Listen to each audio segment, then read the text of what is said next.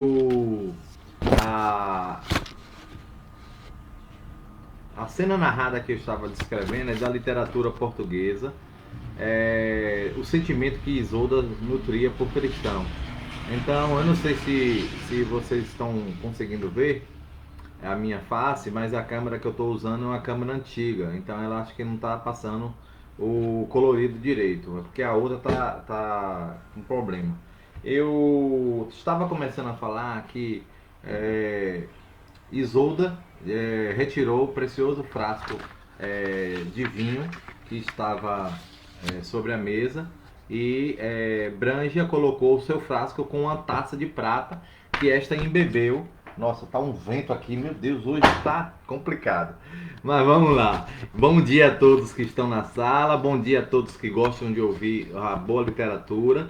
Estamos falando hoje sobre a cena narrada por Tristão e da princesa Isolda. Tristão era um cavaleiro do século passado e esse filtro amoroso era uma artimanha preparada pela mãe da princesa para que a moça, bebendo da poção em sua noite de núpcias, se apaixonasse pelo seu futuro esposo Marcos. Daí em diante, Tristão e Isolda apaixonam-se perdidamente, o que traz dificuldade para ambos, tá? Bom, então, pouco depois, vendo que Isolda ficara assim no navio e se recusava a tomar parte nos divertimentos, é, Tristão dirigiu-se ao pavilhão para saudá-la primeiro e visitá-la. Sabendo disso, Tristão, ao ligar, colocou um frasco com uma taça de prata acinzentada numa mesa, a qual Isolda se encosta e disse ele com um riso bem amoroso, deitando as suas mãos.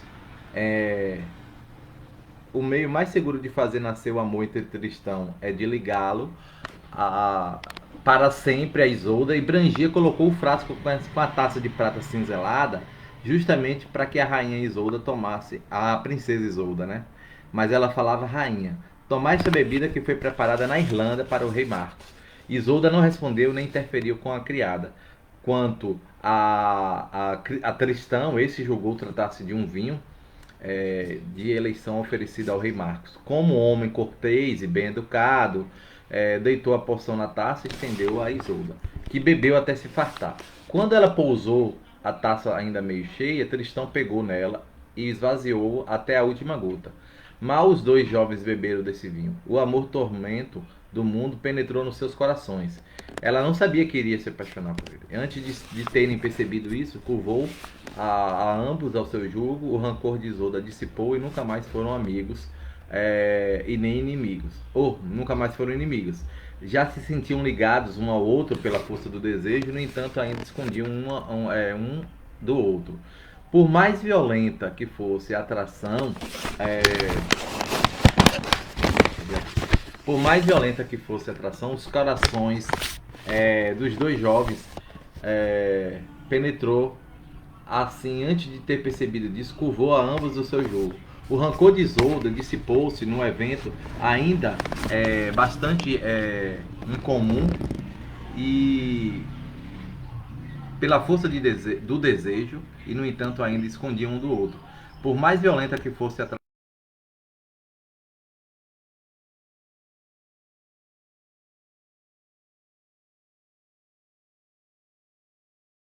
apostasse do coração, recordou imediatamente do juramento feito ao rei Marcos, seu tio e sucerano, e quis recuar. Não, dizia consigo mesmo sem cessar. Deixa isso, Tristão. Volta a ti e não esconda, acolhas em ti um desígnio tal desleal. Também ponderava Aldret, Denolean, Guenelon e Gondori, traidores que me acusáveis de cobiçar a terra do rei Marcos. Ah, ainda sou mais vil e não é a sua terra que cobiço. Bom tio, que me recolheste órfão antes mesmo de reconhecer o sangue de vossa irmã, vós que choráveis enquanto governava, me levava para o barco, sem remos nem vela, porque não expulsaste logo no primeiro dia a criança errante vinda para vos trair? Página 47 e 48 do livro Tristão e Isolda. Que sentimento nutria por Tristão antes de beber a poção? Aqui nós vamos ver na página 47 uma coisa interessante. Você tem duas pessoas que alguém faz um feitiço para se apaixonar por outra, só que não pega. Não pega. Dava para produzir um texto interessante sobre isso aqui, porque na literatura a produção textual ela tem um caráter essencial, né?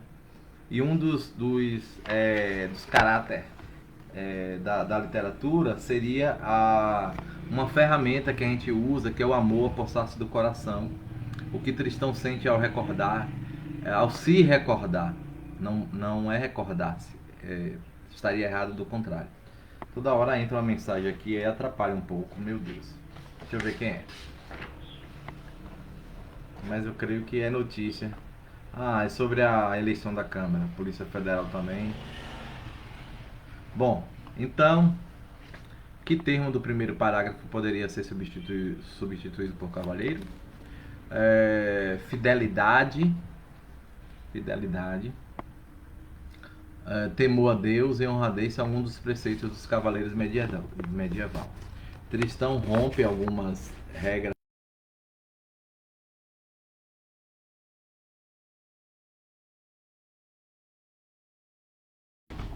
Cai não, mano. E celular que cai. Quem cai é você, viu, celular?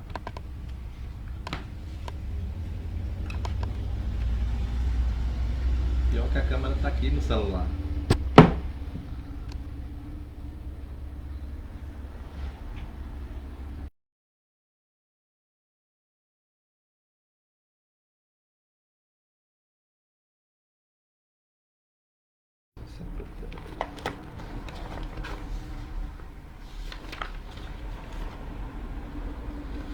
Paisagem poética, poesia lírica. Para o poeta lírico não existe uma substância, mas apenas acidentes, nada de que perdure, apenas coisas passageiras. Uma passagem tem cores, luzes, aromas, mas nem chão, nem terra como base. Quando falamos na poesia lírica, por essa razão, nós estamos falando de não podemos lembrar absolutamente de pintura, mas no máximo de visões que surgem e desfazem novamente, se despreocupadas assim com as relações de espaço e de tempo. Se despreocupar com as relações de espaço e de tempo, fala-se muito em...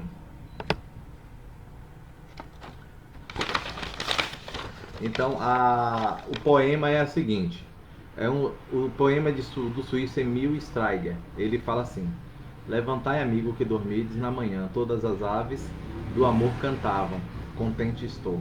Todas as aves do mundo do amor cantavam, do meu amor e do vosso na mente traziam. Do meu amor, do vosso, mais do vosso na mente traziam. Vós que lhe cortaste os ramos que pousavam, contentes estou. Vós que cortais, vós que cortastes os ramos e que sentavam, e lhe secaste as fontes em que bebiam, contente estou. Nessa cantiga de amigo ocorre uma alteração do cenário. No início os pássaros cantam alegres, depois já não tem lugar para pousar ou beber. E a relação que se faz aqui os pássaros cantando refletem o amor que se viveu no passado. Os pássaros, eles sem os ramos para pousar ou sem as fontes para beber, refletem o presente mercado pelo possível fim do amor e pela tristeza. Dessa forma, o trovador transforma a natureza em espelho dos sentimentos do eu lírico, né? Mas aqui tem outro questão aqui, 65. Tua frieza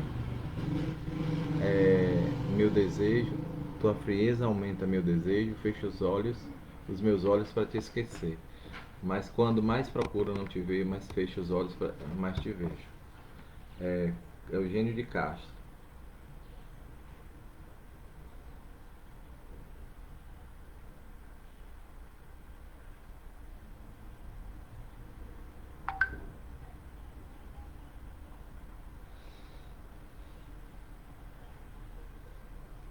Eu vou ler um fragmento da poeta Safo de Lesbo, que viveu entre o século VII.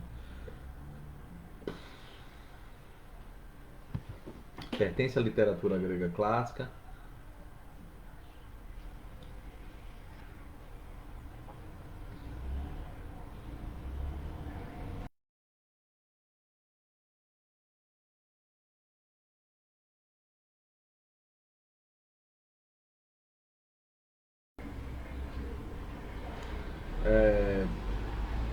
Podemos destacar a forma como elemento ausente a mulher é comparado a um elemento da paisagem, que é a maçã.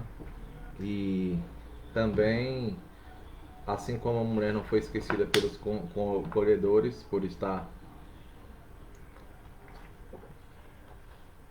não foi esquecido pelos colhedores por estar no alto, é mais levada que as outras maçãs, indicando que é também a mais especial de todas, indicando que também é mais especial delas.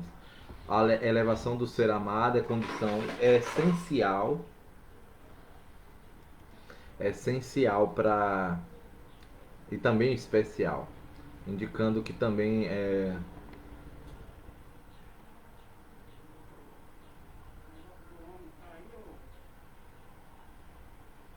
além de claro do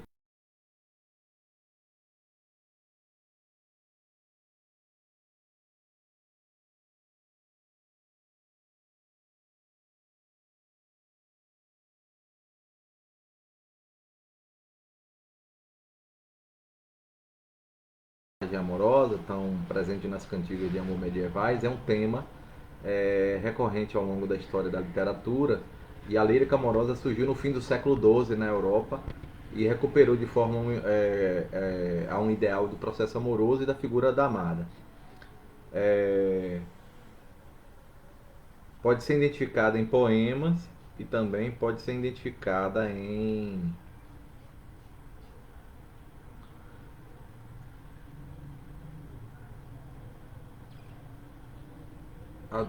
que pode ser identificada a partir de várias épocas, né? Até mesmo bem anteriores ao trovadorismo. Uma vida é pouca para tantos joelhos. Amor Cortês. É, tem nesse pequeno poema, Amor Cortês é revisitado pela literatura. Os dois versos trazem uma síntese da postura do amante que se ajoelha em frente ao ser amado. A ironia do texto, constituída a partir do título, está na ideia de que uma única vida não é suficiente para os amores aos quais será dedicado o amor. Ou seja, não há um amor eterno, mas muitos amores, aos quais seremos devotados, diante dos quais nos ajoelharemos, né? É... Não quero atender, não.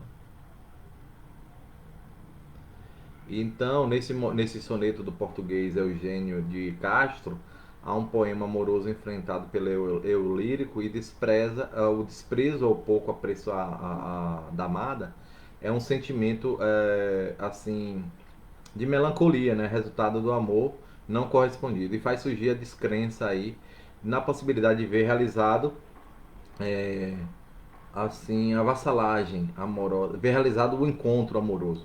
Eu tenho que olhar por essa câmera porque a outra aqui do lado está gravando também. Então, a vassalagem amorosa é, na verdade, a atitude de humildade, né, do eu lírico ante a sua amada. Bom dia, Regina. Bom dia, Regina Gomes. Você tá bem? Tô bem, muito obrigado.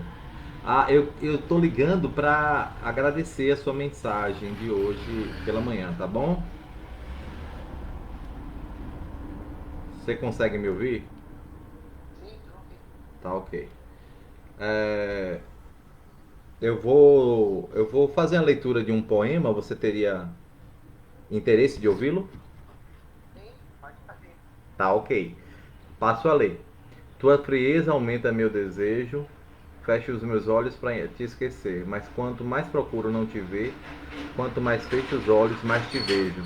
Humildemente atrás de ti rastejo. Humildemente sem te convencer. Antes sentindo para mim crescer, dos teus desdéns o frígido cortejo. Sei que jamais hei de possuir-te.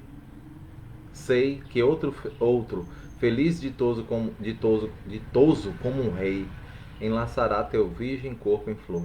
Meu coração, no entanto, não se cansa. Amam metade, os que amam com a esperança, amam sem esperança, é o verdadeiro amor. Eugênio de Castro, página 351 da literatura portuguesa, através de textos. Gostou? Ah, adorei, muito bom. Ok, fico feliz. Aqui é um soneto do poeta português Eugênio de Castro. Há um problema aí amoroso enfrentado pelo eu lírico. Quando falar eu lírico é quem escrevera, né? E aí o desprezo, o pouco apreço da amada, né? O sentimento dessa melancolia é resultado desse amor não correspondido, entendeu? Então, É muito bonito. você tá no Rio de Janeiro? Aham. Ok. É, eu vou passar para outro aqui. Se você quiser ouvir, pode continuar. Se não, pode ligar a qualquer momento. É porque eu tô preparando aqui o almoço. Sim, sim. Tenha um Liga bom pra mim mais dia. tarde, então. Tá, obrigado. Tchau.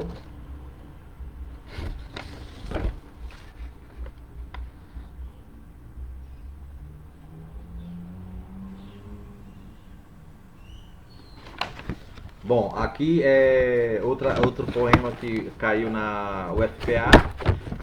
Toda levanta, amigo, que dormiste, e na manhãs frias todas as aves do mundo diziam: manda eu alegre quando eu.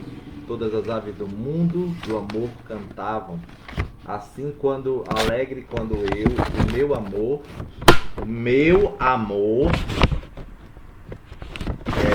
do meu amor e do vosso, manda guardar.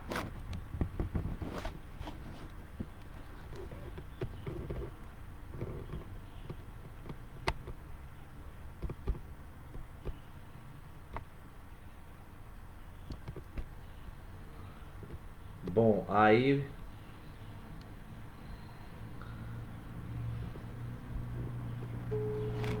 vós que colhestes o corte, os ramos em que é,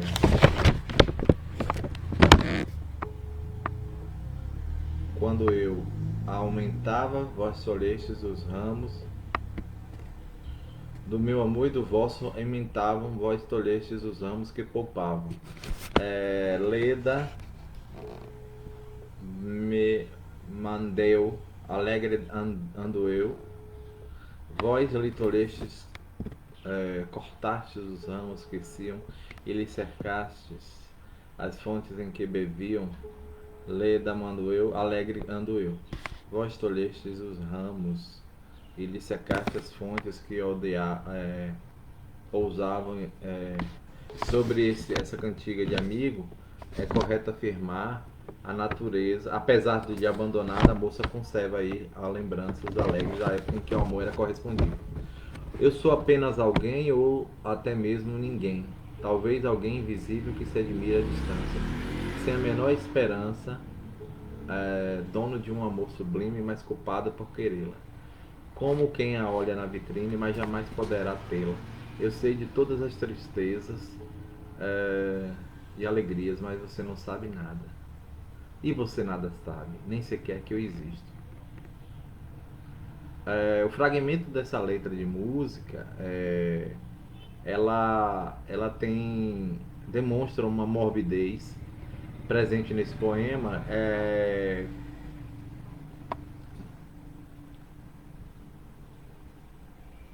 na simbologia de Alfonso de Guimarães. Na verdade, coita e vassalagem amorosa presente nas cantigas de amor do trovarismo português. Então, encontra inspiração nessa vassalagem amorosa que a gente acabou de falar anteriormente. É, no poema número 3, Afonso Fernandes, Afonso Fernandes, Senhora minha, desde que vosso desde que vos vi, lutei para ocultar esta paixão que me tomou inteiro o coração, mas não posso mais decidir. Saibam, saibam,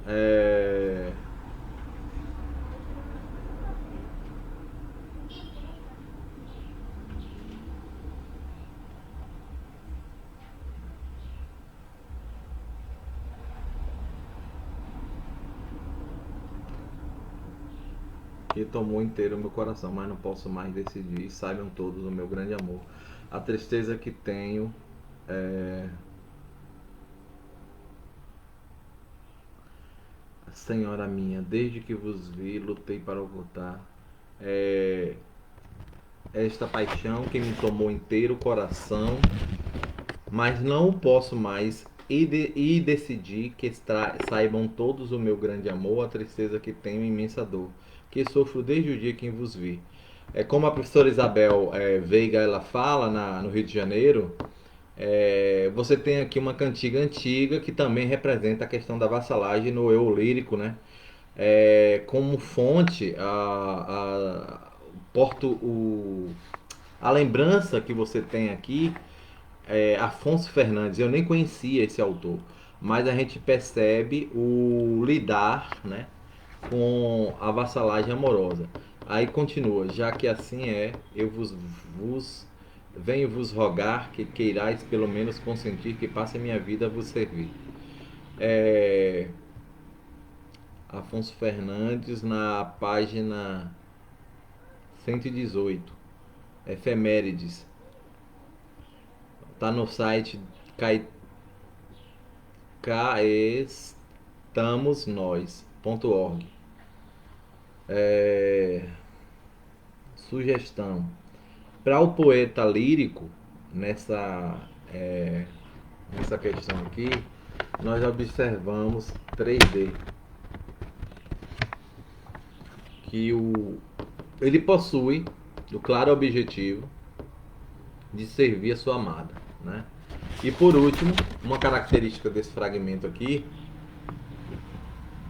presente em outras cantigas de amor do trovadorismo, é a certeza da situação de sofrimento do eu lírico, né? O eu lírico está sempre sofrendo. Tem duas estrofes aqui que mostram isso também. Vamos lá. O que apresenta traço da estética do trovarismo é: leva a cabeça no pote, se a sabedes novas do meu amigo, aquele que mentiu do que pôs comigo.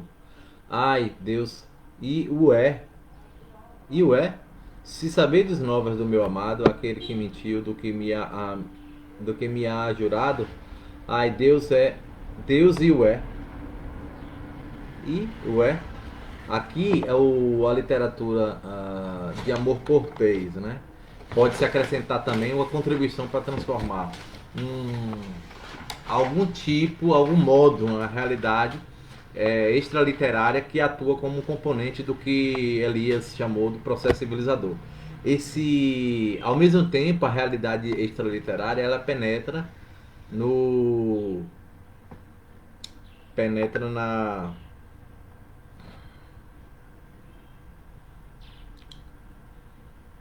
processualmente nessa literatura em parte que nasceu com como forma de sonho, de evasão. Então a interpretação aqui você tem o amor cortês, né, com base nele, o lirismo medieval galego-português. Inclusive a nossa língua portuguesa não nasceu de um português hispanizado, mas sim de um português galego. Os soldados romanos no antigo, na civilização romana, né? No Império Romano, que foi a último da forma de governo daquela nação. E você tem aos poucos um modelo do perfil do homem civilizado, porque você tem a revista de ciências humanas da editora da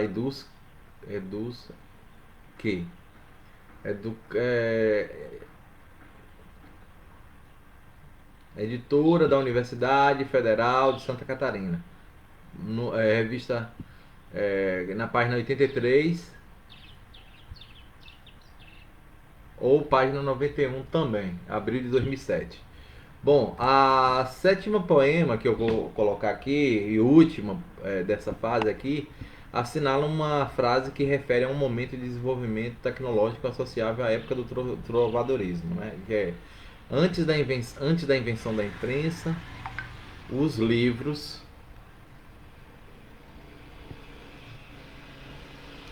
Antes da invenção da imprensa, os livros reproduziam-se pelo processo de cópia manuscrita em folhas de pergaminho. Correto. Bom, há outras invenções de aperfeiçoamento técnicos que surgem abrindo caminhos para a ciência conexamente matemática, né? Mas a que será de fato no final do século XVI, com os trabalhos até de Galileu, é da imprensa escrita de Gutenberg, né? Quando ele inaugura a prensa. Vamos entrar agora no humanismo. Nossa, gente, a transição do pensamento religioso medieval, ela ocorre durante o Renascimento, e a palavra humanismo, que dá nome a esse contexto, está muito relacionada ao conceito de antropologia, antropocentrismo.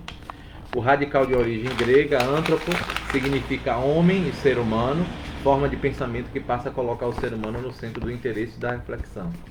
Os artistas intelectuais humanistas, eles adotam o antropocentrismo em lugar do teocentrismo, né? Significa teo, que significa Deus. Então apresenta aí uma ideia predominante de que Deus tem como explicação de todas as coisas.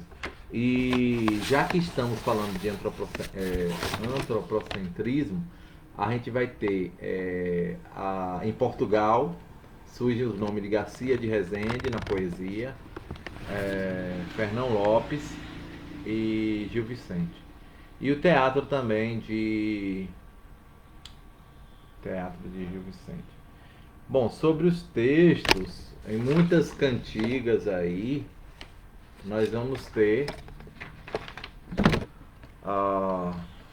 rompendo com o poder e a influência da Igreja Católica sobre a produção da arte e do conhecimento humano, que coloca o ser humano como a medida de todas as coisas, isto é, como ponto de partida da qual se pretende observar. Então, compreender o mundo e explicá-lo.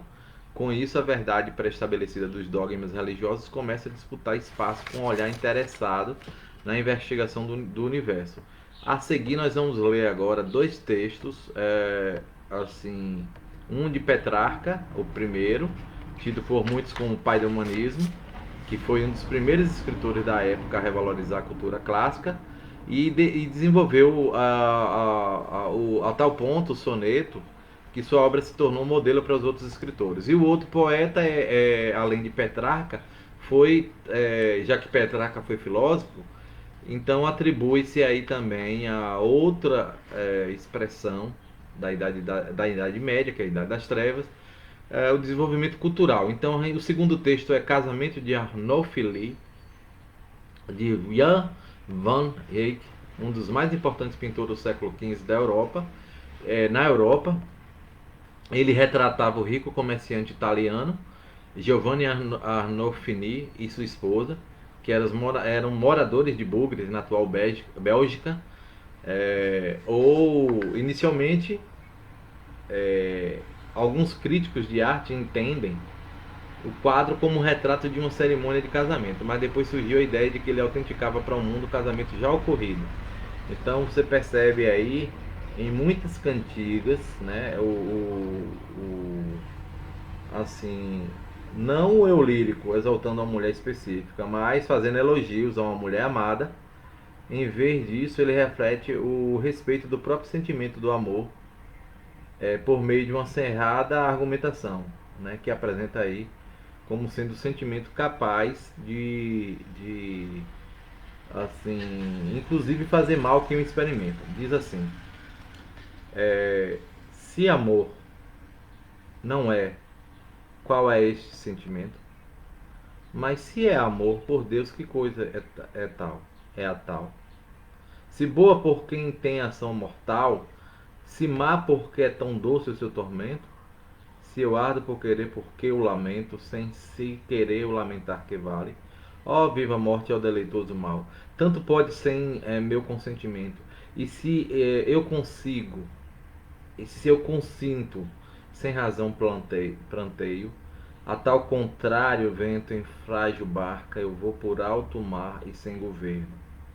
É tão grave de erro de ciência parca, que eu mesmo não sei bem o que eu anseio, e tremo em pleno estio o ardor do inverno.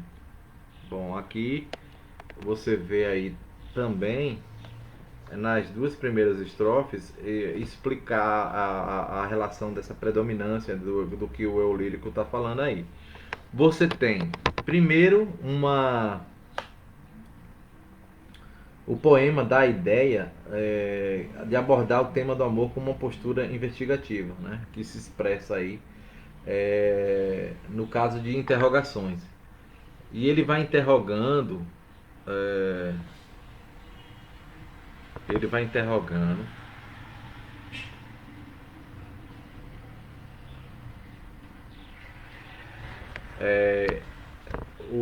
eu passo a ler de novo.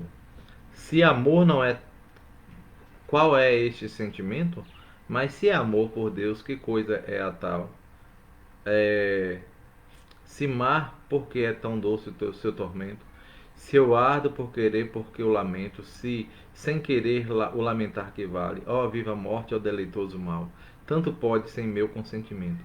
E se eu consinto sem razão planteio, a tão contrário vento em frágil barca, eu vou por alto mar e sem governo. É tão grave de erro de ciência parca, que eu mesmo não sei bem o que eu anseio, e tremo em pleno estio e ardor no inverno. Como eu disse, esse é o poema de Petrarca, né? Francesco Petrarca. Bom, o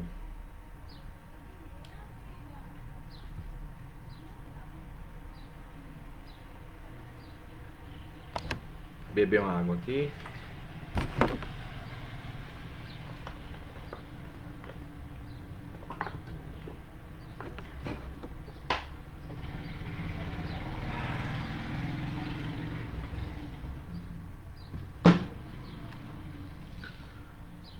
Ó, tem uma atividade aqui interessante que é o Levi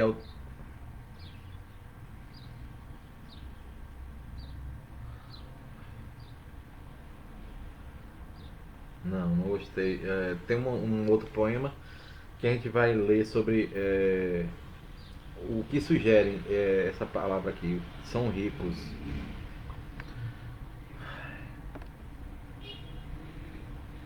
Gente, o meu Instagram é gaudeci.ferreira.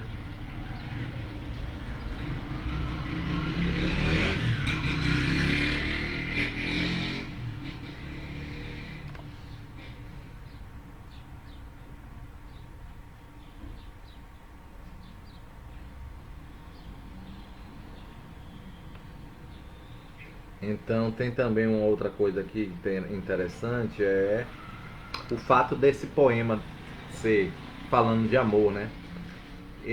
Eu consigo entender que o ardor do que ele fala aqui, se o seu ardor por querer, porque eu lamento, se sem querer o lamentar que vale, é um quadro de jogo de argumentativo de perguntar, né? Porque, observe bem, aqui, mesmo sem saber o preço das mercadorias naquela época, você pode ver que ele fala os elementos das vestimentas, né? Ele fala aqui no poema, eu vou ler de novo. E se eu consinto sem razão planteio, é tão contrário vento em frágil barca. Não é nessa parte não. E tão grave, se o amor não é tal, qual é este sentimento? Mas se é amor por Deus, que coisa tal? Se boa porque tem ação mortal. Se boa, se má porque é tão doce o seu tormento. Então, aqui você tem a resposta, além do jogo argumentativo, para as quais não aparece haver uma resposta, mas uma vez que a natureza desse sentimento seria contraditória, é por isso resistente a uma tentativa de definição direta de sua natureza. Ou seja, o que seria o autor aqui, ele talvez está havendo na poesia, ou no poema, a ideia do amor que é construída através de um jogo argumentativo, de perguntas. Porque se ele fala, se o amor não é qual é este sentimento, mas se é amor, por Deus, que coisa é a tal? Então ele é uma postura investigativa que se expressa aí no caso de interrogações. E o que sugere que são ricos são os elementos como as vestimentas, o lustre, o espelho ao fundo e o tecido que reveste o leito aí. Porque não acredito eu que esse poema tem uma intensa busca de conhecimento e objetivo, entendeu? Eu vou ler só o último de novo, para a gente entender. A palavra parca significa minguada, estio é verão, e plantear é o mesmo que chorar. Então diz assim: é tão grave de erro de ciência parca, que eu mesmo não sei bem o que eu anseio, e tremo em pleno estio e ardo no inverno. Aqui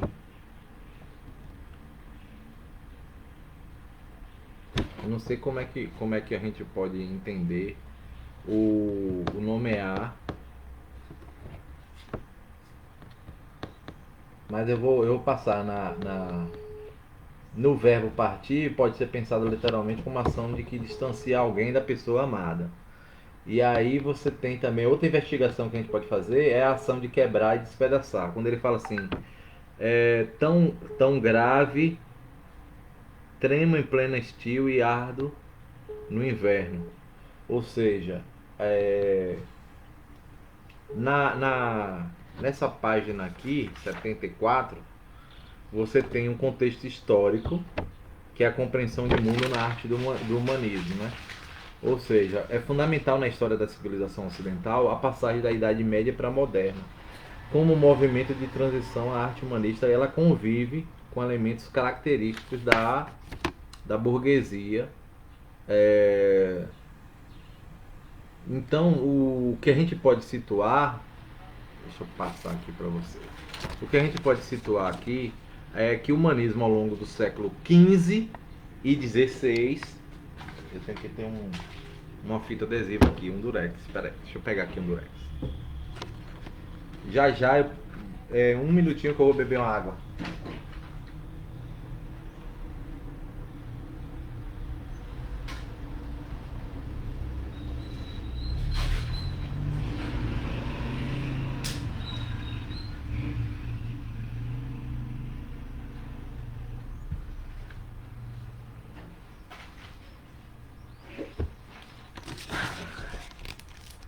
Ok, então eu passei para vocês a leitura desse poema, que ele faz parte de um contexto histórico. A princípio, você tem uma burguesia ligada ao comércio e sinaliza aí aos primórdios do capitalismo. Bom, eu acredito que, se considerarmos, né, em razão das mudanças promovidas pelo humanismo, há aí no primeiro verso lido o contexto cultural, né, em razão das mudanças promovidas pelos humanistas, né? Então, o interesse cultural e religioso típico da Idade Média ele é substituído por uma valorização da cultura clássica, né? E por meio da leitura, você tem a tradução da literatura greco-latina, que com isso essa produção cultural ultrapassa aos poucos o limite da igreja. Eu julgava que se aproximava mais da população geral, mas abrindo aí um entendimento, o campo para as obras que misturam elementos sagrados e profanos, a gente percebe que as pessoas não sabiam ler. Então, particularmente, a historiografia sofre profundas alterações. Antes, a história de uma sociedade era contada de uma perspectiva regiocêntrica, ou seja, o centro é a região. Ou seja, os reis ocupavam o centro do relato, que se desenvolvia a partir da narração. Mas a gente vê que isso é quase exclusivo dos atos e feitos heróicos, e com a substituição de provas e documentos e testemunhos também. Bom, então, substituindo aí a narração da fantasia historiográfica por um compromisso maior com o registro dessa realidade, você tem a manutenção, assim, a habilidade narrativa sendo mantida e certo teor ficcional.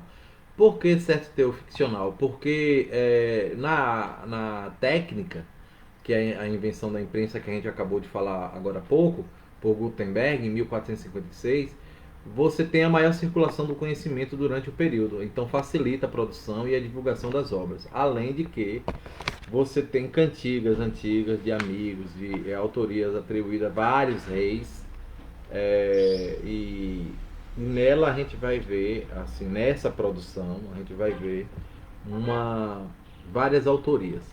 Na página 72, eu vou passar a ler para vocês aqui um verso que diz assim: Vós que me prendeste, perguntastes pelo vosso amigo, e eu vos digo que é sã em vivo. Ai Deus, e o é. Vós que me perguntaste por vosso amado, e eu vos digo, vive sano, ai Deus. E eu vos digo que é sã vivo, e será o vosso prazo saído, ai Deus o é. E eu vos digo que é vivo e sano, e será-vos aprazado, prazo passado, ai Deus o é. A literatura portuguesa dos textos, através dos textos. Esse livro, eu inclusive tenho ele aqui, eu não vou pegar ele agora, mas ele é da editora Cutrico de São Paulo. Então há também outras percepções aqui, né, da cantiga de um amigo. Como eu já li sobre o amor, né, estará com vocês aí depois para entrar na internet e pesquisar. A obra que eu passo a ler agora vai ser uma obra de um outro autor, que é o contexto literário nos escritores antigos. Senhora, agora passo a ler Senhora, que é outro poema. Deixa eu olhar aqui.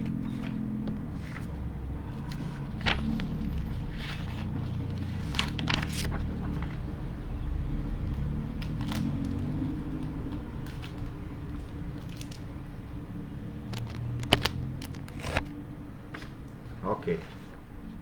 Vamos lá para o contexto literário.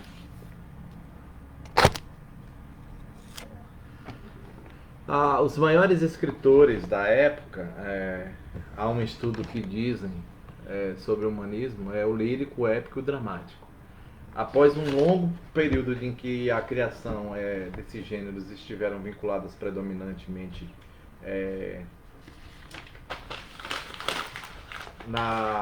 no ambiente da corte, nas igrejas e também no acesso aos conventos, há um surgimento aí das cidades, e com essas mudanças sociais o acesso à literatura se amplia.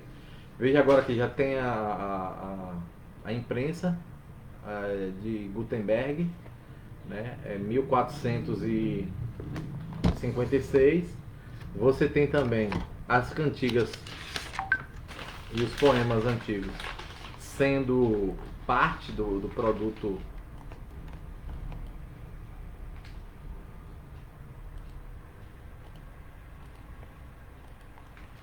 que usava aí durante esse período a cantiga que era 2 estrofes, o poema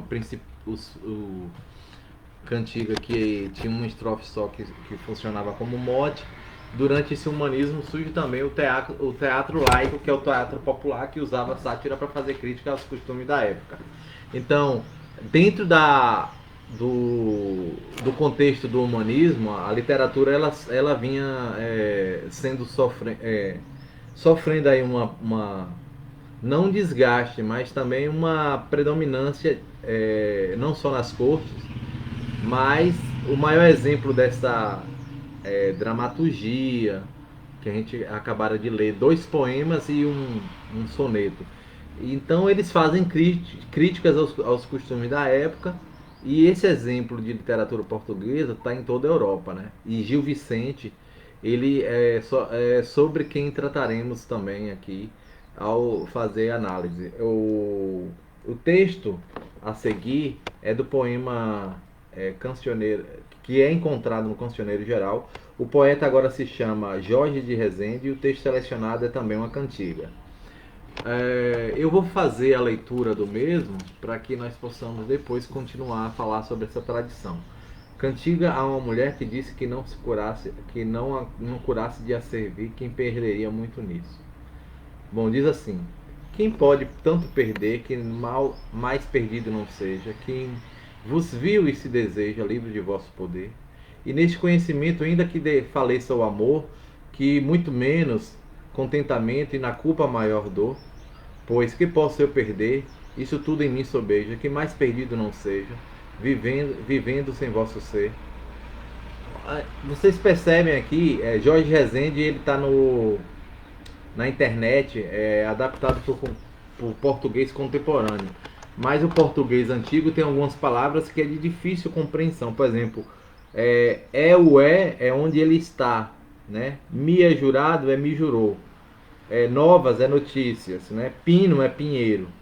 Polo é pelo, né? São vivo é são e vivo. Se sabedes, você sabe, né? Se sabedes. Então, o papel da tradição. Nossa, saiu agora a notícia do presidente da Câmara dos Deputados foi eleito. Então, voltando ao que nós estávamos falando da tradição. Boa parte dessa poesia era palaciana. E por ser palaciana, eu vou apresentar aqui para vocês uma pergunta. Vou apresentar aqui agora uma pergunta. Espera aí, deixa eu tirar aqui o celular.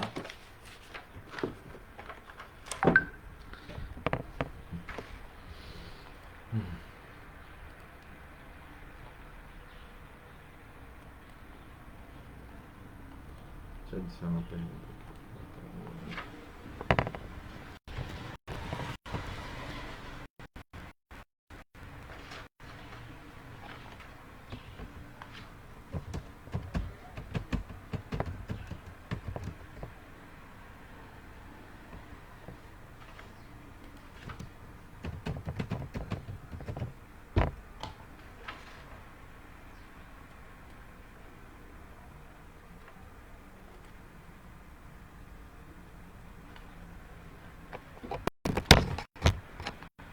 Ok, então compartilhei a pergunta. Qual o contexto? Eita, esqueci de botar qual, mas meu Deus. Não tem nada não. Aí pelo menos está dizendo o que é que nós estamos falando aqui, né? Tá. A gente está trabalhando esses textos. Não daria para a gente trabalhar muitos textos, considerando que a gente está aqui no contexto do humanismo, né? Então a sátira também consiste no emprego do humor para criticar pessoas, costumes e instituições. Como já disse, o contexto literário é poesia palaciana, que usa aí o nome. O nome não, a poesia é feita nos palácios pelos aristocratas da corte, por cortesãos. Garcia Rezende, por exemplo, tem essa primeira poesia que a gente leu. E a temática central, página 759. 70.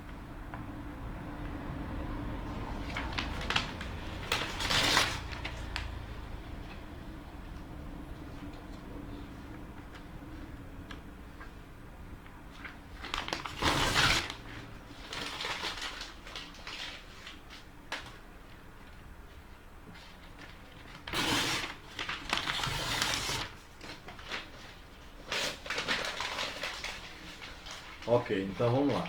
Na temática central você tem o verbo partir, né? Pensado, que pode ser pensado literalmente como ação de distanciar de alguém, da pessoa amada. Você tem outro verbo. A ação de quebrar, que é despedaçar, reforçando a ideia de desalento e tristeza. Você tem também, ao contrário do vocativo, minha senhora, que é o público da literatura desse momento, ele é farto e formado predominante pelas próprias classes que produzem, né? No caso, nobres e burgueses. E aí o que a gente vê? A grande novidade do humanismo em relação à percepção das obras literárias, né?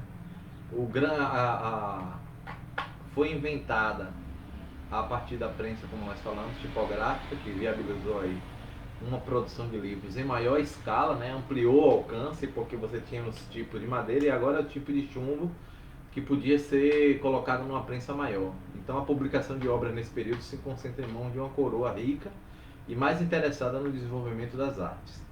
E na página 74 nós vemos aí ao contrário do que a gente leu. Vou passar a ler de novo para a gente ver aqui. Quem pode tanto perder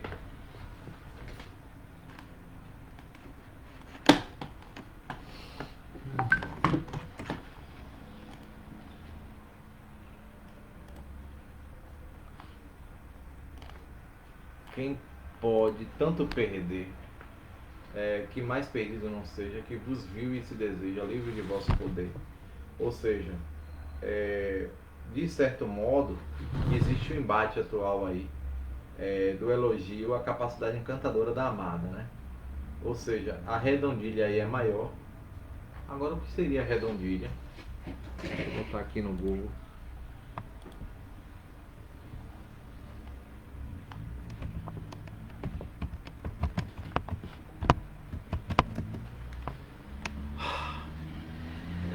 É uma estrofe de 4 versos, tá?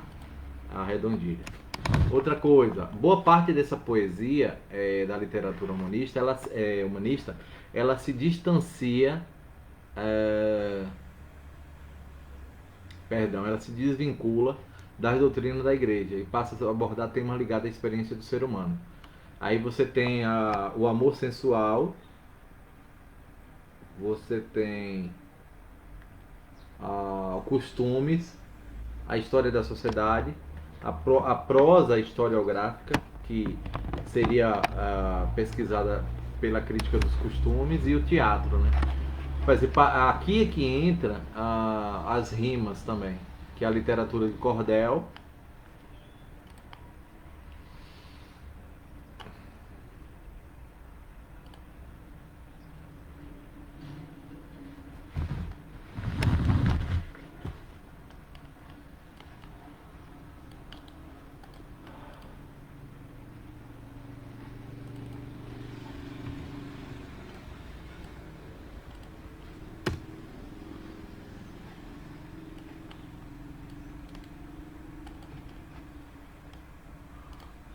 Literatura de cordel, pronto.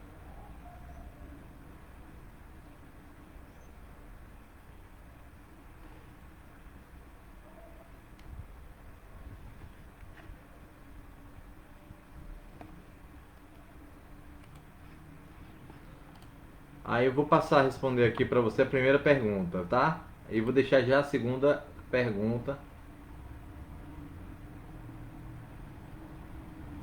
Acho que já está aqui, enviado já.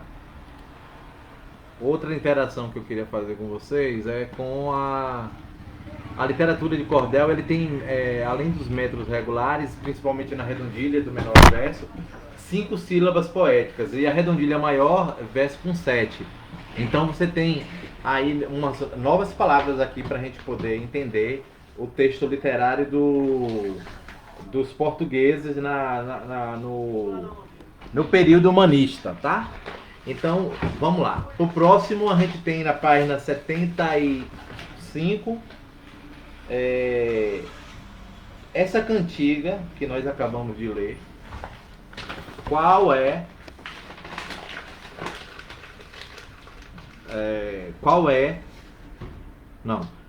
a temática central desse poema, né? Eu vou dizer para vocês aqui. Bom, primeira coisa, a gente tem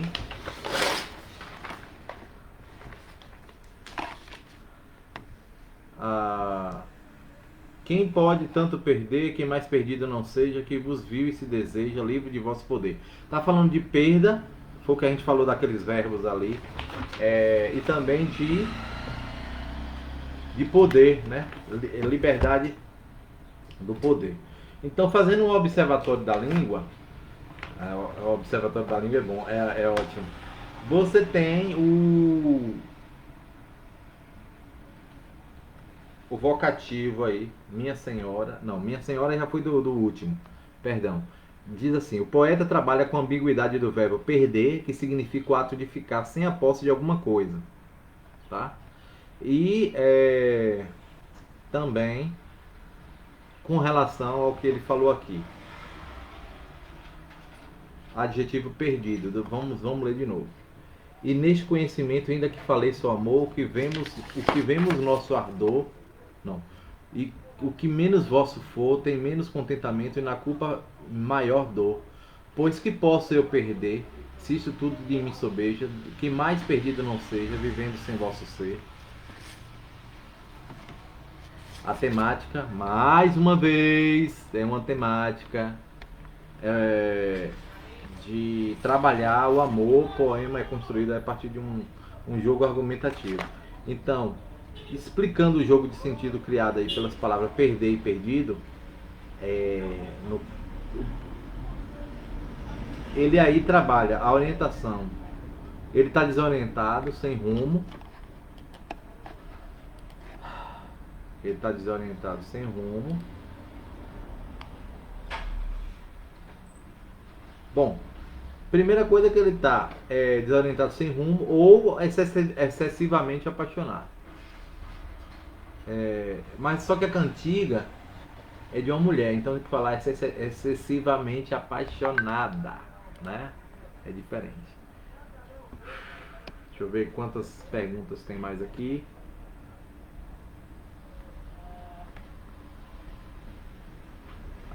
É o seguinte, estão perguntando durante o humanismo, a perspectiva antropocêntrica, o que seria isso? Antropocêntrica foi o que eu falei, é diferente de você ter um Deus só, seria o antros, né, o homem no centro de tudo. Inclusive, se você for observar, através do... A gente não está aqui ainda no Brasil, na literatura do Brasil, mas considerando que tem uma literatura já quase a se formar aqui, você observa bem aqui o seguinte: a rota dessa literatura, ela se desprende da religião. Então, antes a religião era o sentido máximo da produção literária. Agora não. Então a religião e ciência, ela tem um embate, continua embatida, com um embate. E então o confronto atual entre ciência e religião é similar àquela que ocorreu durante a fase final da Idade Média. Então, aquela idade em que somente os padres podiam, no contexto da produção. E aí a gente tem que ver o contexto histórico também, porque Portugal, ali nas grandes navegações, ele vai suceder, né, atualmente a integração com a Espanha, a chamada dos Avis, né, ou seja, a dinastia dos Avis. Esse foi um conflito que durou 2 anos e seguidamente Dom João de Portugal derrotara Castela na Batalha de Aljubarrota. Castela era o nome dado à Espanha antiga, né? Castela de Aragão, porque inclusive está em vários quadros de pinturas que consolidam a independência de Portugal.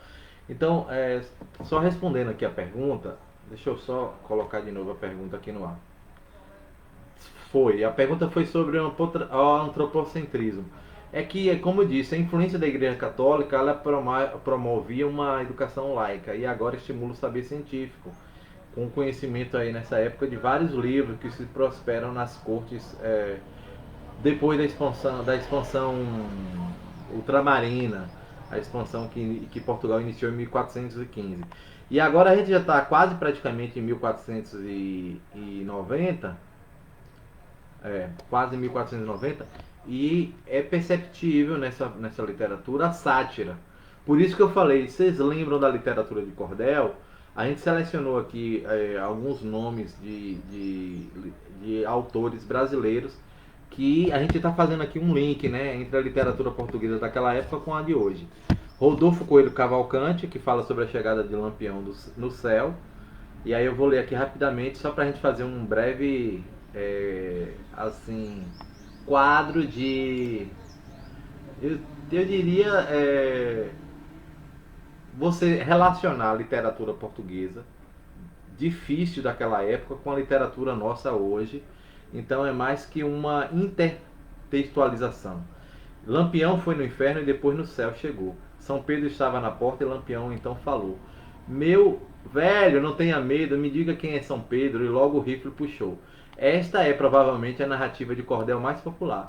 Em A Chegada de Lampião no Céu, esse autor ilustra o imaginário social sobre como teria sido a redenção da alma de Lampião, primeiro no inferno e depois no paraíso. Então vocês veem Patativa do Assaré no estado do Ceará, é outro nome da... Nossa, meu óculos está sujo, tá imundo. Então, Patativa do Assaré é outro autor também do contexto da produção literária brasileira de cordel. Outra experiência literária ligada ao ser humano seria de Costa e Sena, Cora Coralina, né? Que o cordel dele tem assim uma humanidade, né? Você coloca o dedo nas feridas da humanidade, com a simplicidade que ele tem, a desenvoltura do nosso cotidiano, como ética, cidadania e educação. Outra história linda do Brasil é Tia Regina. Cora Coralina é a autora que já morreu do Goiás, velho. E o folclore da literatura brasileira, que conta as histórias e lendas antigas, eu tenho até um livro aqui que fala sobre isso, é a Antologia da Literatura de Sebastião Nunes Batista, né? Também os leitores podem conhecer melhor as origens da literatura de cordel com esse autor e representante de temas regionais. A antologia aí de literatura de cordel, ele tá na internet, só eu colocar aí A Pedra do Meio-Dia, né? Você pode botar Arthur Isadora. Aí, outro autor que fala sobre isso é Braulio Tavares, né? E, por último, não, antepenúltimo, nós temos O Príncipe e a Fada, de Manuel Pereira Sobrinho. Eu cheguei a conhecer Manuel Pereira Sobrinho. É uma história que ressalta os tempos de mistério, amor, coragem e heroísmo. Ele conta com bastante sutileza, através desses versos poéticos, a literatura de cordel. E por último, O Flautista Misterioso e os Ratos de Hamelin, que é também de Braulio Tavares. Essa obra é um paraibano, né, que ele conta a lenda miserável alemã, da famosa lenda medieval alemã, que os irmãos Grimm e o poeta Robert Brown narra em forma de cordel, e ele encanta pela leveza aí. O Flautista Misterioso e os Ratos de Hamelin. Então, dessa maneira, a gente tem aí um humanismo da literatura, tanto em Portugal como no Brasil, fazendo parte dessa escrita, dessa produção. Vamos passar agora para tendências, né? O humanismo inicia-se na Itália, também. Você tem Duarte de Pontevedra, não, Fernão Lopes, tem Crônica do Rei Dom João I, você tem Gil Vicente, e aí a gente passa a falar um pouco sobre Gil Vicente. O humanismo foi iniciado na Itália também, e lá propagado para o restante da Europa. Renova-se a arte portuguesa, que há quase um século não sofria grandes mudanças, desde o trovadorismo. O reflorescimento dessa literatura pode ser percebido em três gêneros: o lírico, historiográfico e também o dramático. Por isso que o Gil Vicente vai trabalhar o teatro dramático.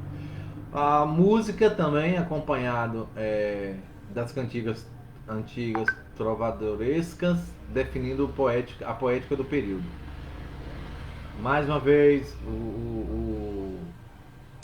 abordaremos aí a Fernão Lopes, como já disse, na prosa historiográfica. Quando fala prosa, seria um texto mais pesado, assim, do cronista que trata a relação entre os habitantes da cidade, do Porto, em Portugal, e o mestre de Avis, em face da invasão do rei de Castela, que eu acabara de falar. Portugal foi invadida por Castela de Leão, que era espanhol. Então, considerando o início do humanismo na literatura portuguesa, você tem a Gil Vicente, como eu falei. Para entender melhor a importância desses autores, é preciso considerar a situação de Portugal no século XV. O país estava, mais uma vez, como uma nação independente, a arte lá produzida até então era pouco expressiva, e o surgimento de um cronista como Fernão Lopes contribuiu não apenas para o aprimoramento do texto literário, mas também para aquele momento decisivo. E por sua vez, Gil Vicente reinventava a dramaturgia. Lembra que eu falei do dramático? A dramaturgia é praticamente colocada o indivíduo no centro da arte, criticando aí as bases sobre as quais a sociedade estava sentada. Vamos ver as perguntas. Acho que tem alguma pergunta aqui. Não tem, mas eu vou adicionar uma pergunta. Eu vou botar assim. 2 autores da literatura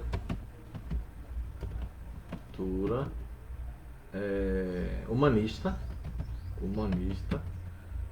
em português, humanista portuguesa, já que a gente falou que também o humanismo está pronto. Deixa eu ver se tem mais alguma coisa. Não, salvei. Vai ficar aí na tela de vocês agora.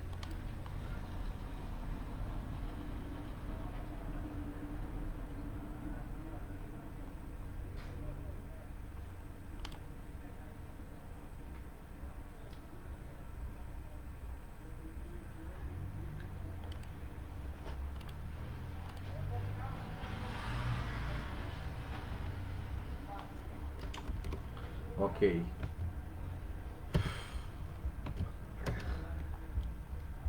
Então vamos lá. Gil Vicente, teatro popular, e a poesia de Fernão Lopes e Garcia de Rezende. Nós não lemos nada de Garcia Rezende, mas eu tenho aqui alguma coisa sobre ele. Mas vamos começar por Gil Vicente, porque a gente já falou tanto dele, tá?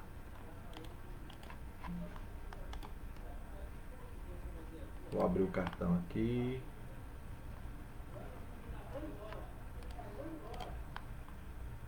Engraçado que ninguém fala se as perguntas estão saindo aí na tela. Ninguém comenta nada.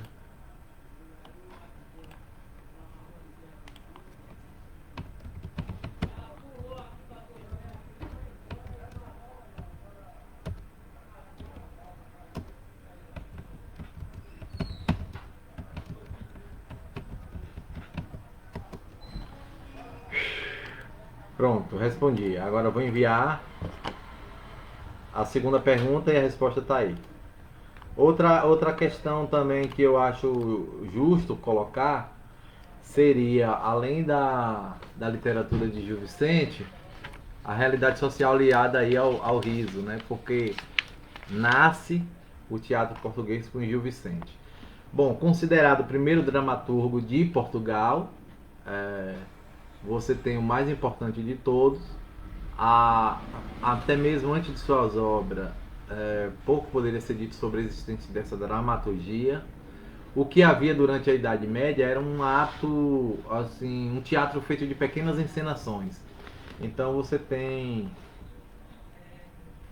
relacionado a festas religiosas, pequenas encenações sobre o Natal, o nascimento de Dom João III, os aposentos da rainha, o monólogo do vaqueiro.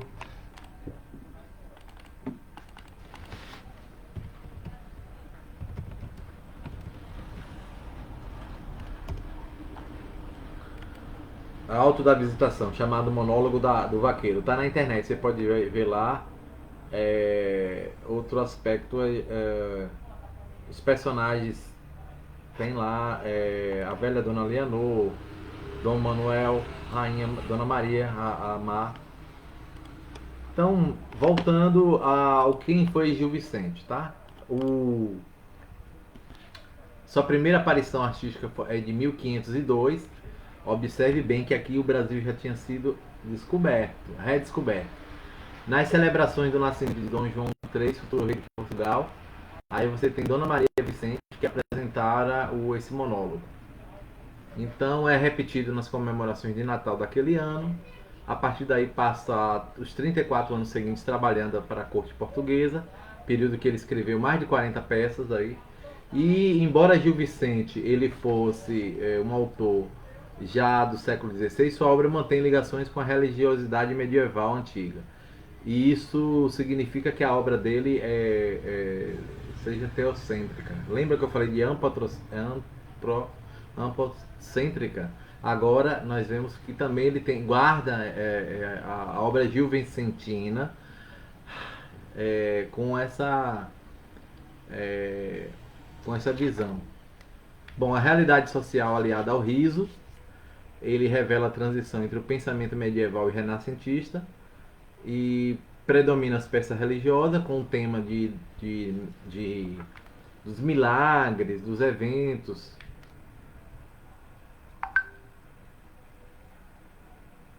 Não tô entendendo até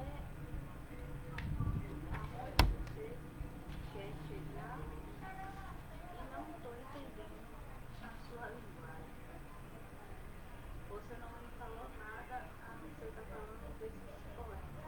Então, vamos lá. Os poemas de Gil Vicente, na verdade, a produção literária dele é Alto da Barca do Purgatório e também a Alto da Glória. Então, nesse momento, o ponto alto da sua produção ocorre com a criação de obras-primas dessa trilogia aí.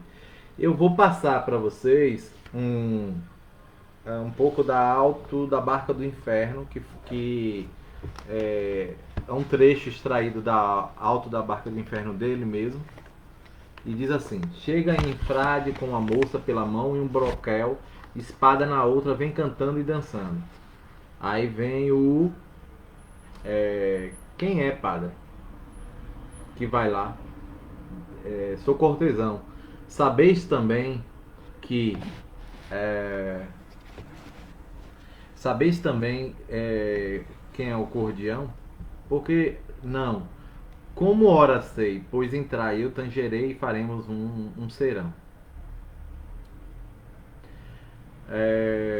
Então aqui é um diálogo. É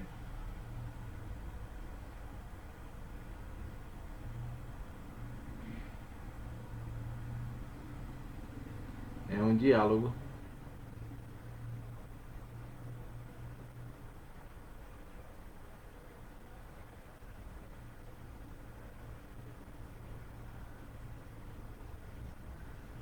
Esse diálogo você é de uma dama, né? Chega um frade e uma moça pela mão e um broquel e uma espada na outra. E aí eles vêm cantando. Aí o frade deu graças. Aí diz assim: pois entrai, eu tangerei e faremos um serão. Essa dama ela é vossa? Aí o frade: por mim a tenho eu e sempre a tive de meu. Aí o diálogo continua: por minha a tenho eu, né? Aí o diabo fala: fizeste bem que é formosa e não vos ponham lá grossa no convento santo? E eles fazem um outro tanto.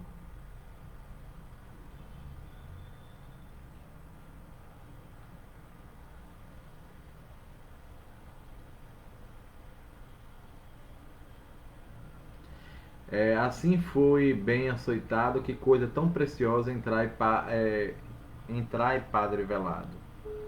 Reverência.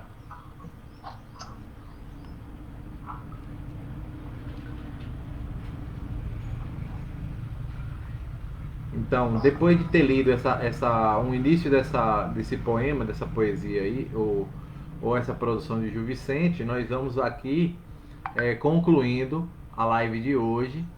Espero que vocês tenham gostado.